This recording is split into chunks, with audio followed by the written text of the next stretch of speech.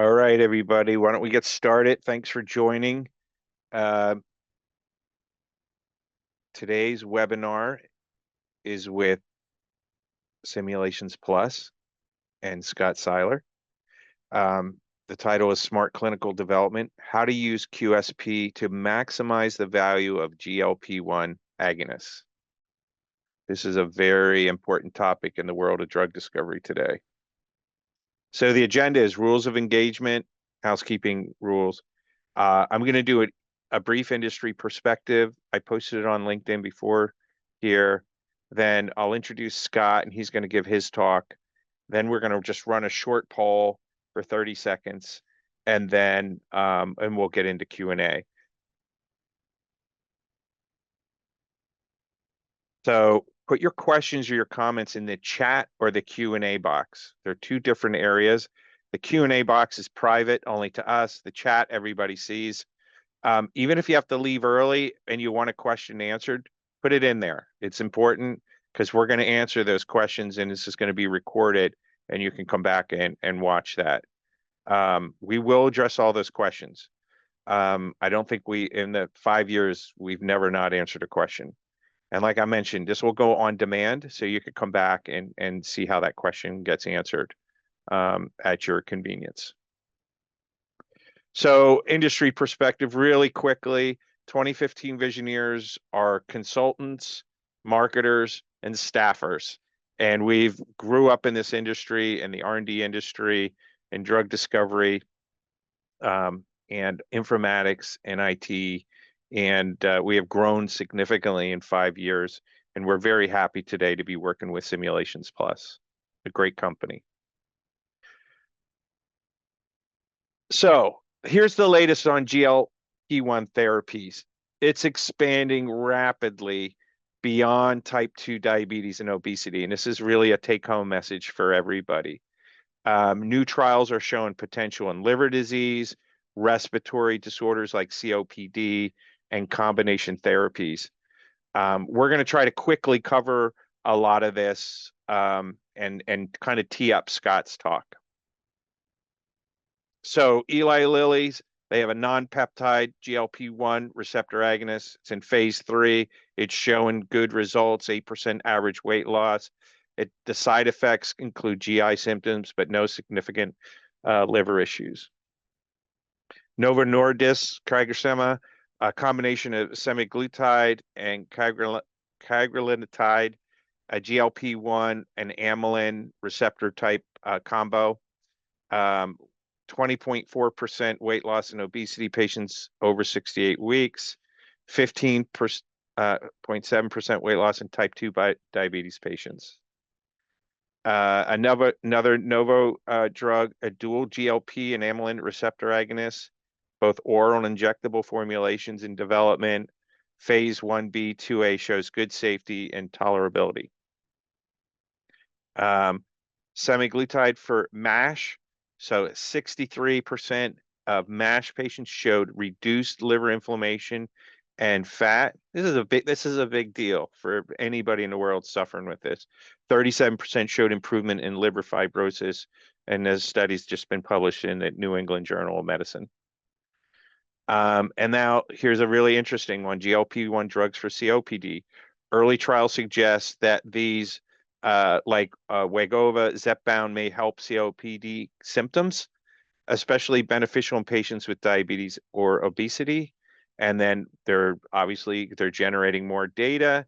And based on some of the small RCTs and observational studies, there will be more coming out soon about this. But this is, again, exemplifying I'll call it urgency to get this into your drug discovery programs. The regulatory markets and developments, Novo has FDA accepted application for oral Wegovy. Pfizer, and Scott, I think, is going to talk about this, has halted their compound due to liver toxicity. And another big announcement, the WHO's expected to endorse GLP-1s for obesity on the essential medicines list. So, a lot of change is happening. Companies are getting together. They're starting to create data sets, is what everybody needs to do drug discovery, not just data sets, but model quality data sets.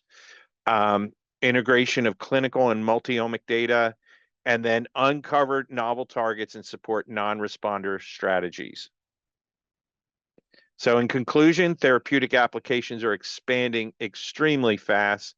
There's now new indications in liver disease and COPD on the horizon, and there's robust clinical trials and big data driving next generation discoveries. And a company like Simulations Plus, who spent the past, 20, 25 years curating and validating model quality data to bring this to their clients, is a very big deal. And you're going to see some of that.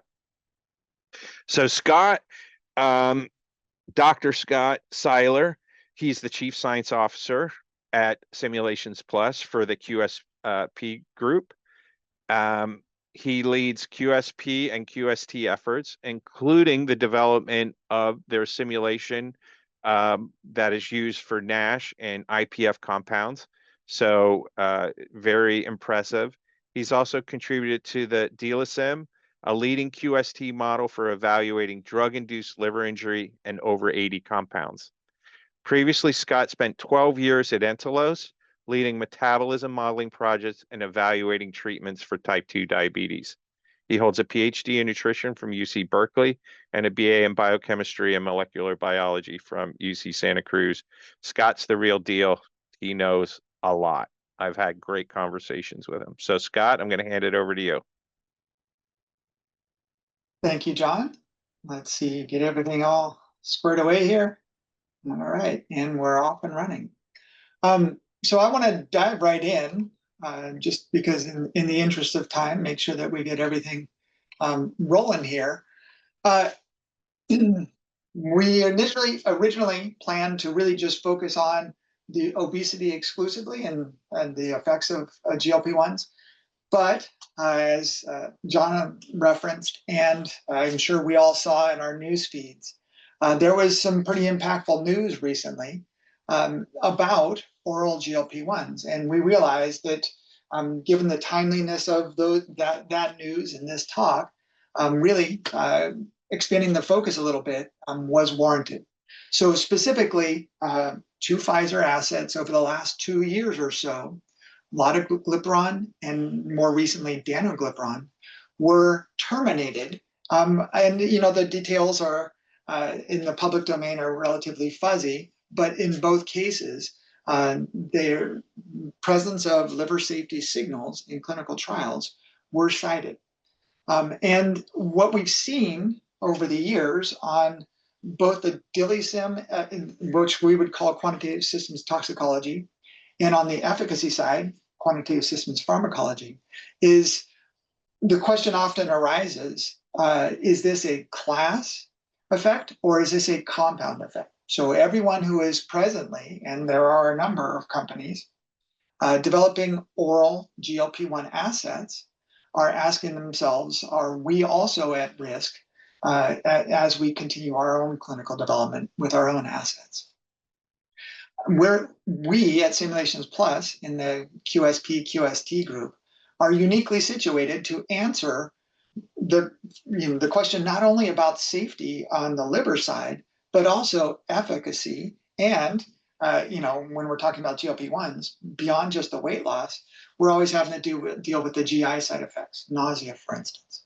So really what I'll present to you today is our unique, again, capability to use OBESITYsym to evaluate the efficacy and the nausea, the GI adverse events, and to use DILIsym, drug-induced liver injury, to evaluate the propensity for these compounds to potentially elicit liver signals. So ultimately, combining the two, we can de-risk and determine therapeutic windows, safe and effective dosing regimens. And that's really the name of the game here. Before we dive too far in, I want to introduce you a little bit to kind of our array of offerings and experience at Simulations Plus. And then we'll overviews separately, and then you'll see how they come together for OBESITYsym and DILIsym. So at Simulations Plus, we support drug development in a variety of ways, multiple modeling modalities in the cheminformatics, PBPK, ClinPharm, and pharmacometrics, and of course the QSP space. And then we have some relatively recent additions that really focus on the implementation of clinical trial protocols, some really exciting stuff there as well. When we zoom in on the QSP side, as John mentioned, I've been at this for a long time, north of 25, 26 years. And one thing that has happened over the years is everybody kind of defines QSP in their own unique way. I want to make sure that you understand how I'm using it during this talk, so I'll take a second to define that. So at its foundation, this quantitative systems pharmacology, QSP modeling is really described by a mechanistic mathematical representation of the underlying pathophysiology, the physiology, the biochemistry, the clinical presentation of the underlying disease. So that's the starting place. Then, of course, we have to account for the interpatient variability, the fact that there isn't one type of patient, there are a multitude of types of patients. And so we address that by generating what we would call simulated populations, or SimPops, that allow us to have slight variability in that pathophysiology in the clinical presentation. That combined, we now have a great sense of the disease and the patients, and then now we can overlay on top of that the effects of the drugs. Of course, we have to start on the exposure side. At Simulations Plus, we of course have some fantastic assets, GastroPlus, Monolix, and Simulix, for instance. Depending on the nature of the questions that are being asked on the QSP side, we'll use either one of those modeling software. And then finally, we have to know the actions of the drug. Sometimes that's described as pharmacodynamics. That's super important to know exactly what the target is and how it's interacting.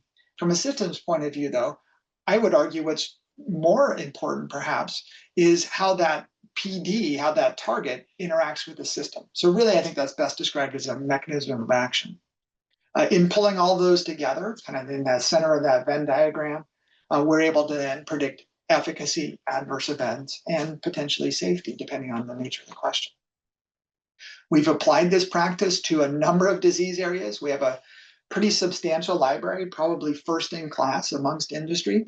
And it's also important to note that we haven't stopped here, right? We're continuing to develop models in additional QSP and safety, or QST, areas as well, in order to support industry broadly. Today, of course, we'll focus in on the obesity and the drug-induced liver injury QSP platforms. So OBESITYsym, John gave a nice introduction into kind of the world of GLP-1s and metabolic diseases to some extent. And note that I said metabolic diseases when I talk about obesity, because for a long time now, it's been recognized that it is not a standalone disease, obesity. Rather, it interacts with a multitude of other comorbidities in a mechanistic way. This was defined years ago as the metabolic syndrome, or syndrome X, or in France, the syndrome metabolique. Some of my heroes, Jerry Reven, Scott Grundy, amongst others, were really at the forefront of establishing this hypothesis. At the time, we had some sense in kind of the development of the diseases about that interconnectivity, but we didn't really have access to effective treatments to understand how that played out in the reverse direction, in the treatment direction. Now that we do have GLP-1s and other useful therapies, we're able to see exactly that hypothesis, the metabolic syndrome and the interconnectivity, working in the improvement direction. So really what we're seeing is, with even a modicum of weight loss, 5 to 10%, we see improvements across a wide range of associated maladies. So there are two important points to me, given my background as a nutritionist and metabolic diseases guy. One is for everybody to be aware of that downstream impact. Again, a little bit of weight loss goes a long way in terms of quality of life, in terms of quantity of life. in terms of patient burden. At the same time, I feel strongly everyone should be comfortable with what they see in the mirror. Sometimes that's staying the same. Sometimes that's taking action on this sort of weight loss journey. I want to make sure everybody's comfortable across all of that, and knowing as much as you can really helps that. All of that used to be theoretical. Now, however, we have access to some fantastic medicines that allow us to really enact that and to take this bit of information and make prudent decisions. So that's kind of the short synopsis of the background. For the QSP model that we've developed, basically we have it in the same QSP model, mechanistic mathematical model. We have on the right-hand side the essential components of energy balance. And I want to make sure to acknowledge the contributions here of an old colleague, an old friend, Kevin Hall, who recently retired from the NIDDK. We've used his work as a foundational aspect on the energy expenditure side. We've also incorporated into that same QSP model the ability to predict nausea, including both sensitivity and tolerance, which are observed in key aspects, attributes, if you will, of GLP-1 based treatments. And then, of course, we have all the pharmacologic considerations captured as well. You'll see we've validated, or well, initially calibrated based on the compounds on market, so semaglutide, liraglutide, and tirzepatide. We've done some additional validation a variety of ways. Of interest to many is an oral GLP-1 orforglipron that notably to date has not had any reported liver signals. Let's see. So the way that we specifically represent the effects of GLP-1 receptor agonists within this model are to, on the right-hand side, of course, GLP-1s influence caloric intake. There doesn't seem to be any specific preference for any of the specific macronutrients. I should also point out that with weight loss within this model, there is an associated reduction in energy expenditure. That physiologic adaptation is often observed, certainly on the basal metabolic rate side, but also the cost of activity is reduced as you lose weight. Physics always wins out in those cases. And then, the ability, or if you will, for GLP-1 receptor agonists to interact with neurons and elicit nausea signals really depend on the sensitivity of the individual, as well as the ability to establish tolerance. This is key in that there's a wide range of responses there. And, empirically, we had seen it. There's been a lot of effort, thanks to these treatments, to really understand that in further depth. And it turns out there are a wide range of mutations, of genetic variability in the GLP-1 receptor throughout populations. And this has been characterized not only from the genetic side, but also the phenotypic side. This is really exciting for us because it helps us build a simulated population that accounts for those interpatient variability differences in ways that are consistent with what have been reported. So we're able to now have a sense of what the variability will be for both the nausea and the food intake in as much as they manifest on the then adverse events and the weight loss.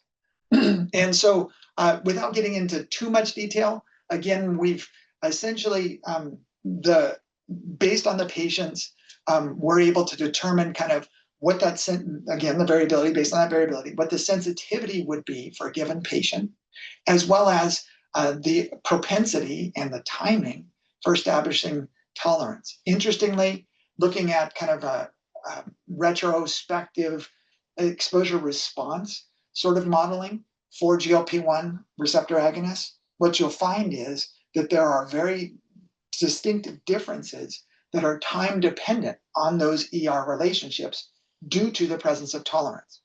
So data such as this self-reported nausea here at the bottom for semaglutide over the course of nearly 72 weeks is really useful. It allows us to identify that interplay quantitatively between tolerance and sensitivity.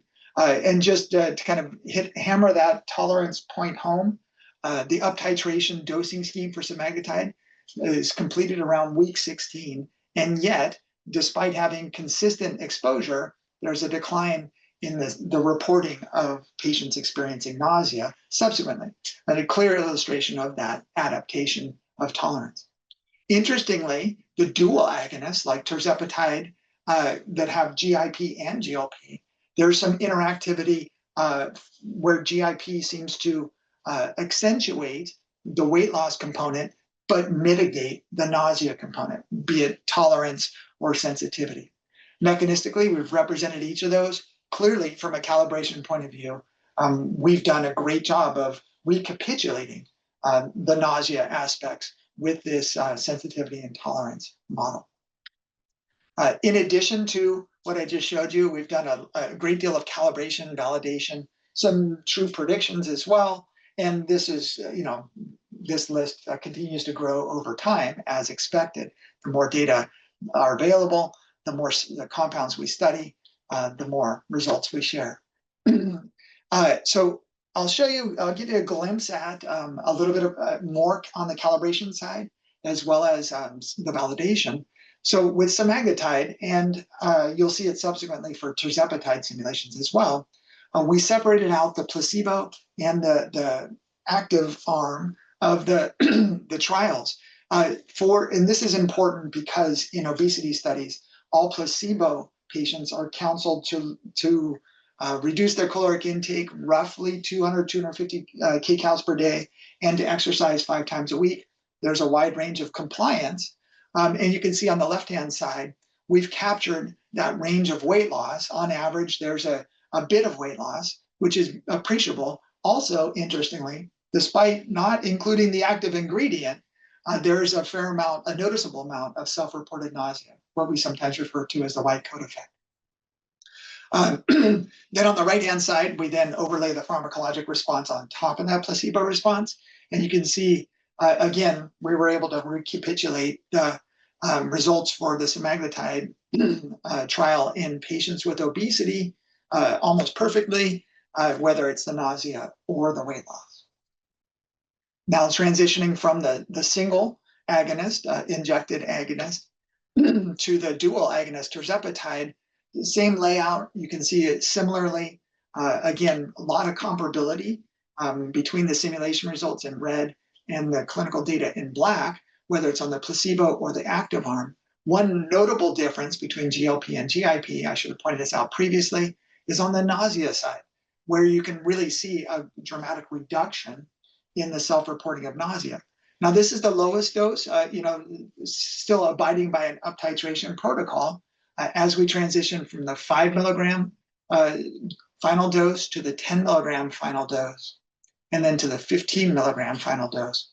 Again, our simulations do a fantastic job of recapitulating what has been reported on the weight loss side and on the nausea side, whether it's a single agonist, a dual agonist, across a range of doses in patients with obesity. On the oral agent side, we've also simulated, for instance, oral semaglutide, and I won't show it to you today. Did a nice job of capturing, recapitulating those results. I believe there's been some interesting movement there for increasing the dose on the oral side as well of late. Again, one of the more exciting, as in phase 3 studies now, oral agents is orforglipron, being developed by Lilly. And these are predictions and or validation, depending on how you want to phrase it. These were not part of the calibration. Again, we do a fantastic job of predicting and agreeing with the clinical data for weight loss and for nausea. The self-reported temporal effects are not listed, are not yet reported on the nausea side. But again, really solid comparison between the two, helping to validate that the modeling approach is appropriate. Another important point I want to make is we've designed OBESITYsym to be able to be used with existing clinical data or to support translational types of studies. Specifically, one of the key input parameters for every drug is that potency, or EC50, determined in kind of the classic HEK 293 cell study. And so essentially what we've done then is we've realized that because, well, we intentionally designed it, I should say, such that if you have a new asset, a new compound, and you want to have some sense of how it will play out, what the efficacy, what the nausea potential is, and to kind of initially identify some specific dosing regimens that might be useful, this is where this translational approach comes into play, where really what we ask is that in addition to your compound X, you include the appropriate, if you will, positive control, tirzepatide or semaglutide. And then we're able to use that comparison of potencies because we've already have included in OBESITYsym the translational coefficient, if you will, for GLP-1 receptor agonist, thanks to semaglutide, or the dual agonist, thanks to tirzepatide. And so we're able to carry that relationship forward in as much as the pharmacology is comparable and make those first in human or translational predictions as well. Pretty exciting capability, especially when you think about combining that then, not only on the nausea and weight loss side, but also the ability to evaluate, since we're now considering these small molecule oral GLP-1 receptor agonists, liver signals and drug-induced liver injury risk. So with DILIsym, we have a wealth of experience here, well over 12 years of development and utilization in supporting drug development. There's some impressive metrics here. We've worked with, well over 50 companies, nearly 100 different unique compounds, where we've supported internal decision-making. We've also supported interactions with regulatory agencies. And I think that's a pretty impressive number, having more than 50 of them. In fact, our understanding is, if we've done the math correctly, of all the QSP and QST regulatory submissions, 15% of those have been based with or DILIsym related communications. So again, lots of impact here. One of the reasons it's had so much impact is from day one, we've engaged the pharmaceutical company via a consortium, the DILIsym consortium. We've also expanded that into renal injury, so we have a consortium on that side as well. And we continue to engage the FDA. They have a license to the model. We have a scientific advisory board that is par excellence. And the respective member companies from day one until now have provided guidance as far as which areas we should continue to emphasize in our development. This has allowed us to have a lot of confidence that we remain on target with how we've developed this model, and hence all the impact that I just described a moment ago. On the QST modeling side, the paradigm is very comparable. Now we're not so much considering disease states, we're considering all disease states. And so really we describe this as the relevant biochemistry of the liver. We still have to account for the exposure. In this case, we're needing to predict the concentration of drugs, parent and metabolite, within the hepatocytes. So PBPK modeling, GastroPlus is really the appropriate solution. And then on the toxicity side, there are some very identifiable mechanisms that drive liver injury. And we've included those, and then we essentially kind of borrow from the PBPK modeling paradigm in that we submit those compounds to a battery of assays and use that information as input parameters into our DILIsym modeling, allowing us to predict the toxicity. This diagram here on the right, I call this a summary diagram, helps us will help me communicate those specific pathways that are in play. I like always to focus on the hepatocyte and the lower right-hand side and the drug metabolism and distribution. So in that upper left, we really have essentially the introduction of the agent that can perturb the pathways that ultimately can lead to death of hepatocytes. Note, in DILIsym, we include, of course, the regeneration, the proliferative compensation, in addition to the death pathways. So we can predict longer-term liver signals in addition to acute. But the primary players here in terms of eliciting injury have proven over time to be oxidative stress or reactive oxygen species, whether or not it's coming directly from the parent or metabolite or a reactive metabolite. The presence of these has waned over time. Chemists have gotten much better at creating molecules that avoid reactive metabolites. However, there are still many compounds that interact with the mitochondria and elicit some sort of mitochondrial dysfunction and or toxicity. And then, of course, there are those bile acid transporters, many of which are subject to some sort of inhibition by a variety of compounds. We simultaneously modeled the interaction with all of these pathways, which then kind of converge on the bioenergetics and the health of the cell. We've seen, I point that out because we've seen interactions, synergies between some of these pathways that aren't identifiable simply from in vitro reductionist assays. Over time, we've had 0 false positive predictions and about an 80% success rate. The vast majority of those 20% fall into 2 categories. One, we've established a premise that is based on very specific mechanisms. If a compound elicits DILI outside of this mechanistic realm, we're going to miss it. So there's a category of those that give no signals in those in vitro assays. There's also a subset where what's driving the injury is a metabolite that hasn't yet been synthesized, so we can't also identify in the assays what those signals might be. So that's the vast majority of those lack of success cases. Again, the paradigm, just to kind of help visualize it. So we simulate, use PBPK modeling to predict the compound and or metabolite concentrations inside the hepatocytes. We take those same compounds and subject them to our assays for bile acid transporter inhibition, mitochondrial respiration, reactive oxygen species. Pull all that together. We have the ingredients to bake the cake and run the DILIsym simulations, and we're able to identify risk. A key aspect of that, much like with OBESITYsym, where the primary outputs were consistent with what is relevant in the clinical realm. Same thing on the drug-induced liver injury side. Same thing for all of our simulations plus QSP models. The outputs here primarily are the oldies but goodies, long since established markers of liver injury, ALT, AST, and bilirubin.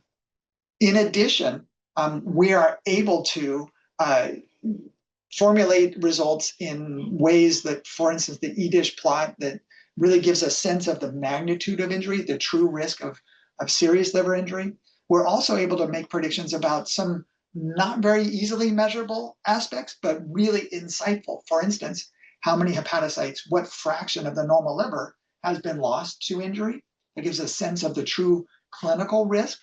And then there's sort of a subclinical marker, if you will, that is liver ATP. It's not uncommon for us to see change in ATP prior to actual prediction of injury. So that can give you a sense of maybe you're pushing the envelope with a specific dosing regimen, and maybe we can identify something that's safer.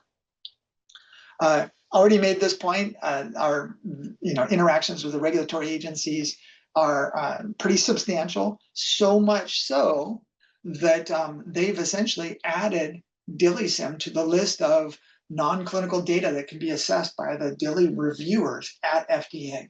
This is from a recent publication declaring this fact to the world. Pretty exciting. And again, it really helps substantiate how a tool like this, DILIsym, can be used to help de-risk oral GLP-1s, for instance, and alleviate some of that concern.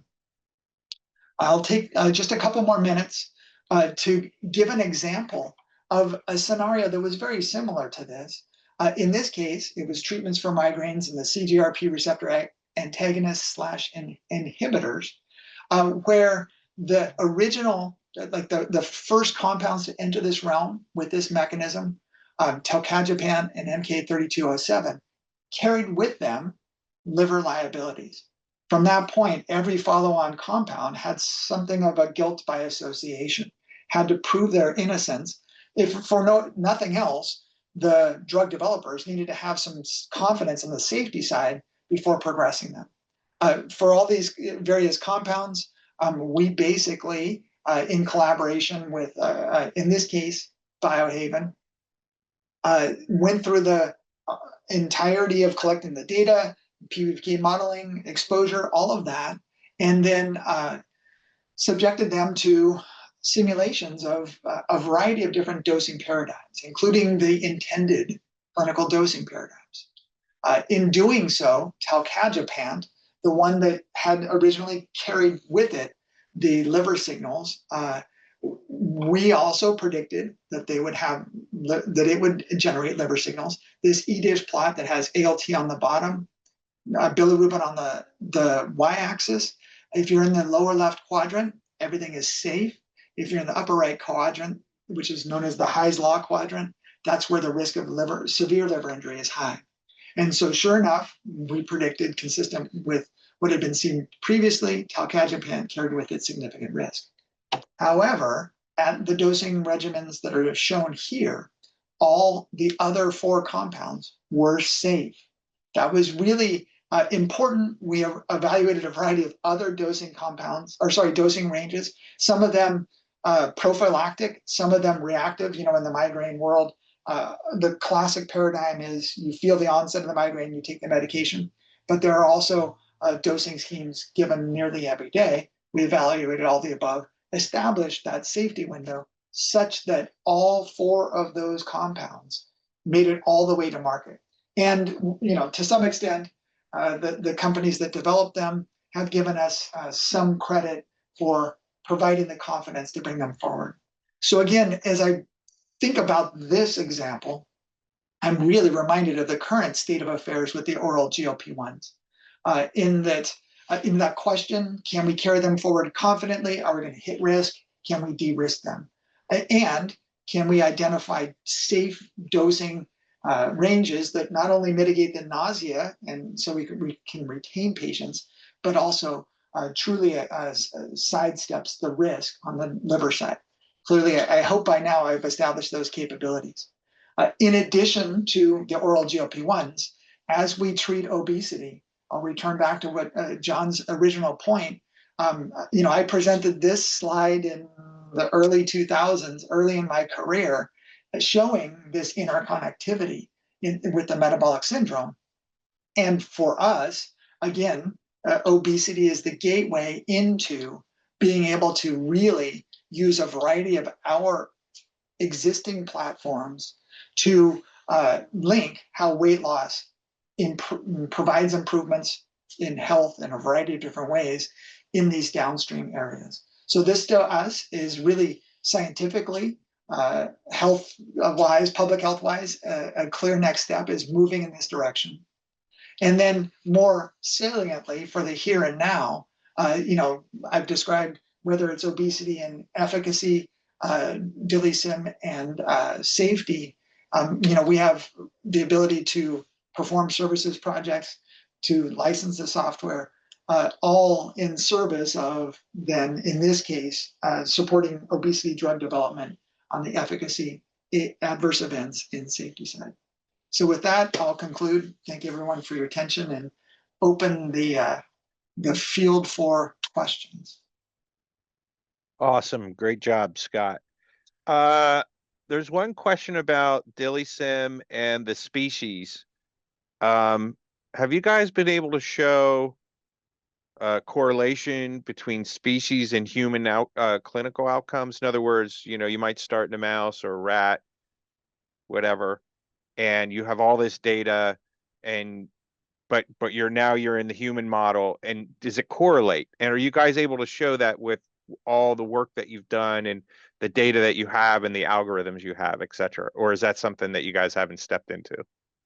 No, so DILIsym does include specific representations of mice, rats, dogs, and humans. And in that case, some of the species differences, long-standing, it's been proven that rats are not humans. And in fact, rodents have some differences. So there are a number of compounds that have been clean preclinically, but have elicited signals in humans. We have publications that as well agree with that. So I wouldn't say correlative, I would say mechanistically, we have Right. established kind of some of those species differences on the drug-induced liver injury side. Okay, cool. Okay, here's another question.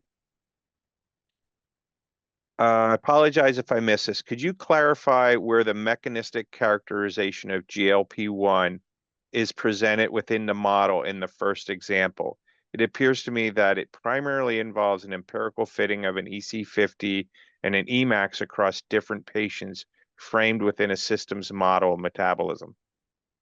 It's a great question. So I would say there are two aspects, pillars of the answer that follows. Number one is, I think your interpretation is correct with how we designed the model in the first place, which is we started with the in vitro EC50, then optimized and calibrated such that we were able to starting with such a basic bit of information, ultimately arrive at parameters that allowed us to almost perfectly agree with the relevant clinical data for those compounds that are on the market.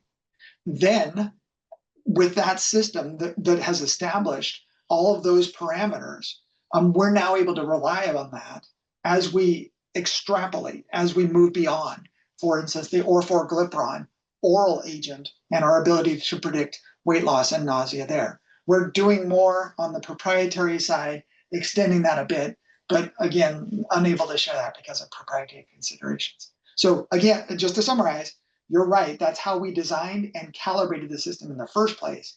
And now we're extrapolating beyond that in using it. Great, cool. Okay, next question. Do you think oral GLP-1 weight loss drugs will make GLP-1 biologics, which require injection, obsolete? Well, since it's phrased what I think, I'm happy to answer that. I think in the end, what we're going to end up with is a mixture of all of the above. Some people will be better suited with injectables, others with oral agents. One aspect that has yet to really, I think, be fully explored and communicated is we know that these GLP-1 agents elicit nausea in a lot of individuals and, at least transiently, right? That establishment of tolerance.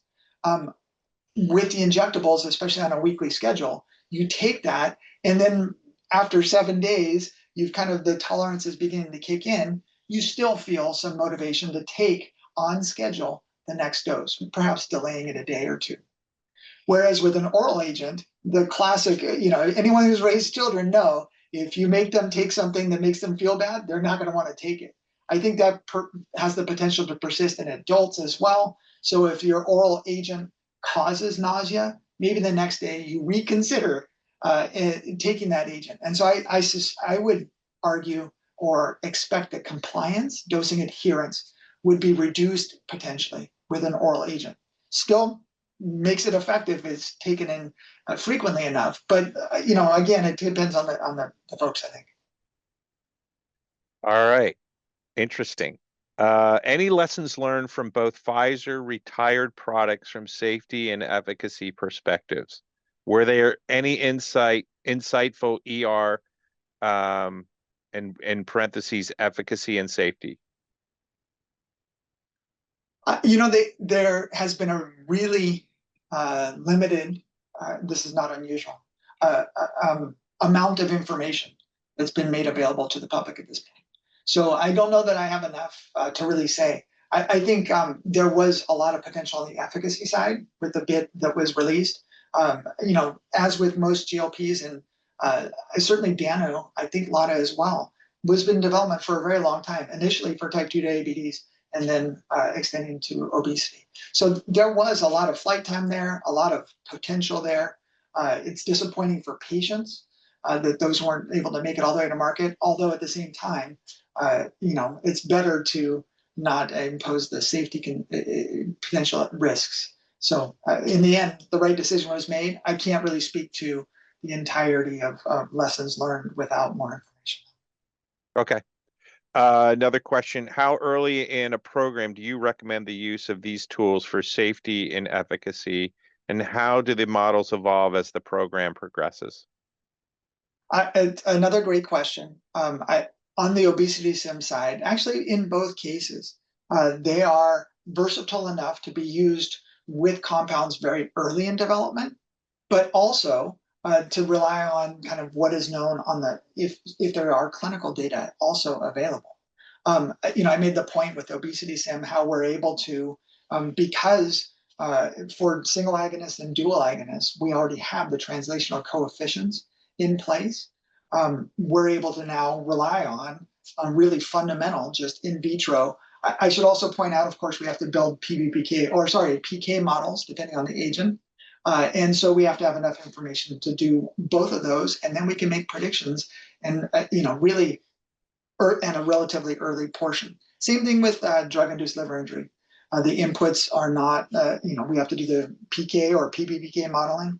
We also have to have adequate compound to do the assays, and then we can make predictions wherever it is in the pipeline.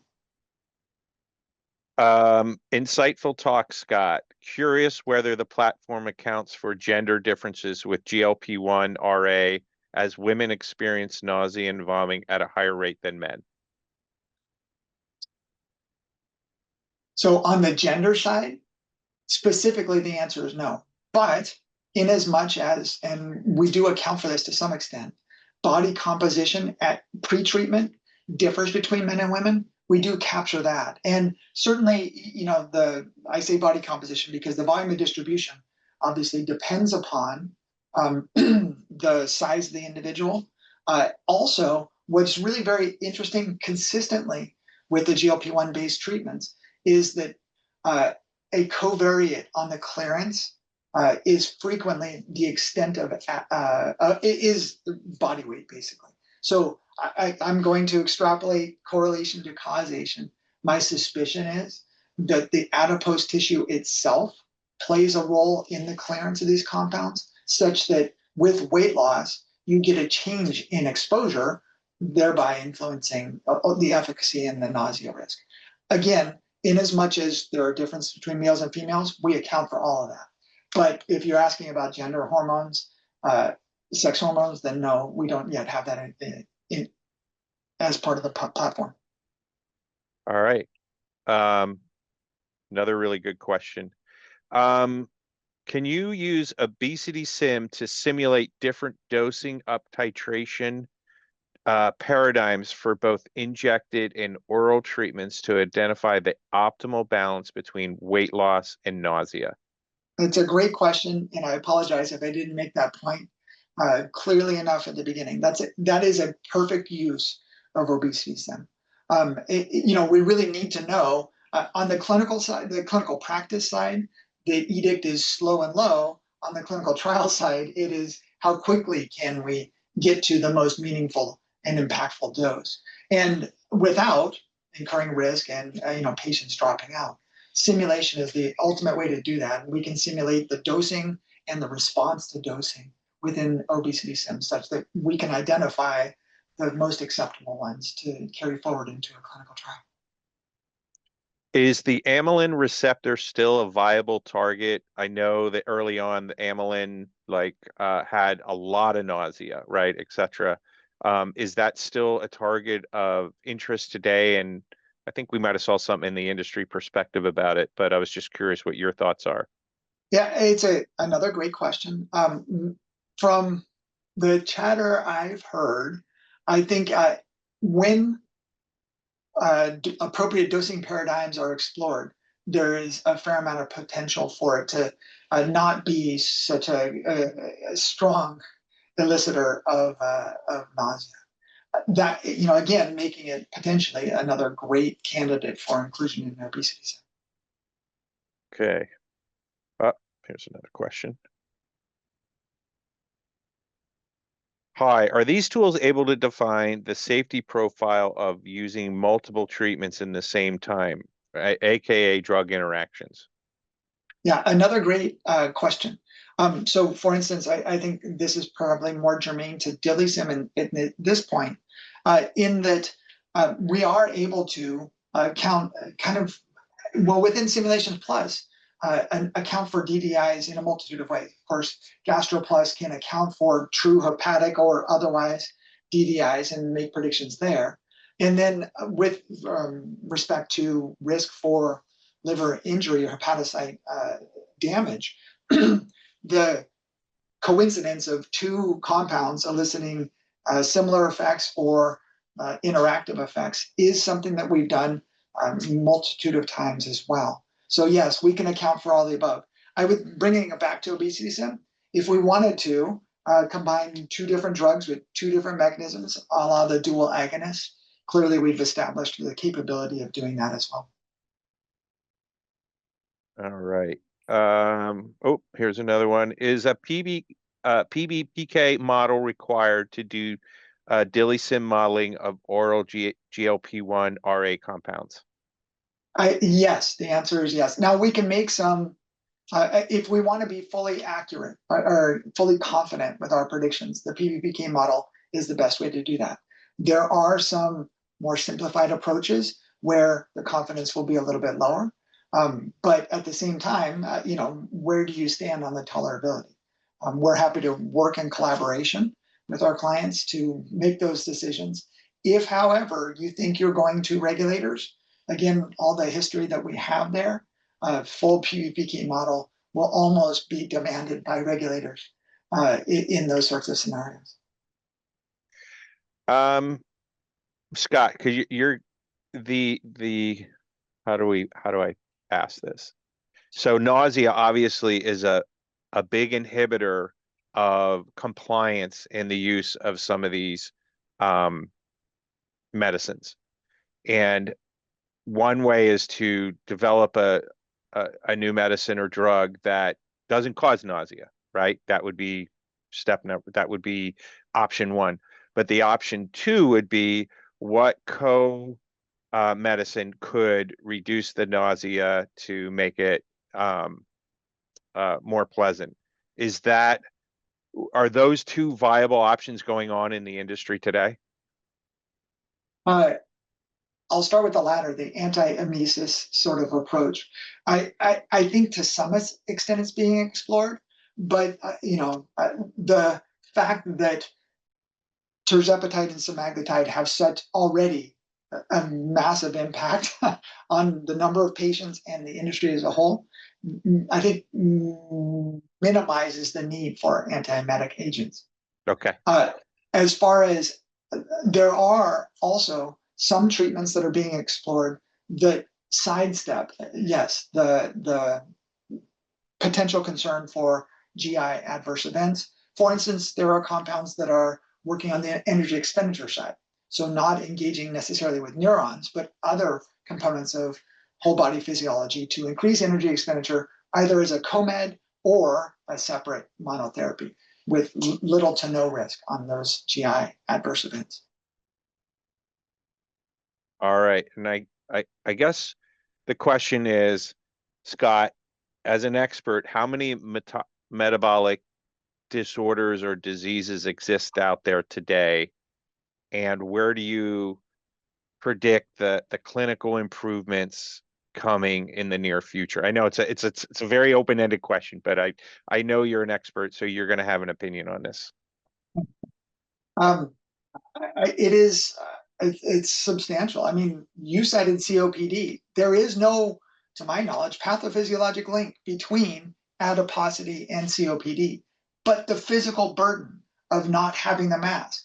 For instance, sleep apnea, again, not necessarily a pathophysiologic connection, but the physics of being able to breathe without the mass upon you helps substantially. So there are those sorts of connections. Then, when it comes to type 2 diabetes and obesity, we have a really good sense of how the lipid from that excess adiposity interacts with other metabolic pathways in a multitude of other tissues to give rise to insulin resistance, to give rise to even pancreatic function being compromised, such that hence reducing that burden reduces the impact, potentially even eliminates type 2 diabetes.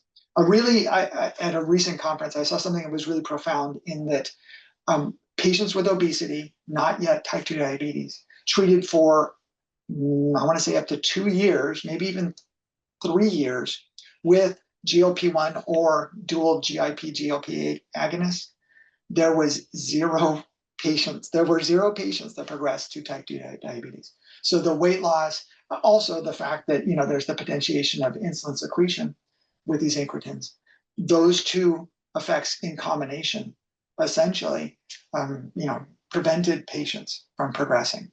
Like I say, profound, I think. Yeah, it's amazing outcome. Thanks everybody for your time. Great job, Scott. And we will see you at the next webinar. And then after that, we're going to have a roundtable of industry experts and Simulations Plus. And the theme is the FDA's recent announcement of animal testing elimination, reduction, and ultimate elimination. So Scott, great job. Thanks everyone. Stay healthy. Enjoy the nice weather, and we'll talk soon. Thank you. All right, take care.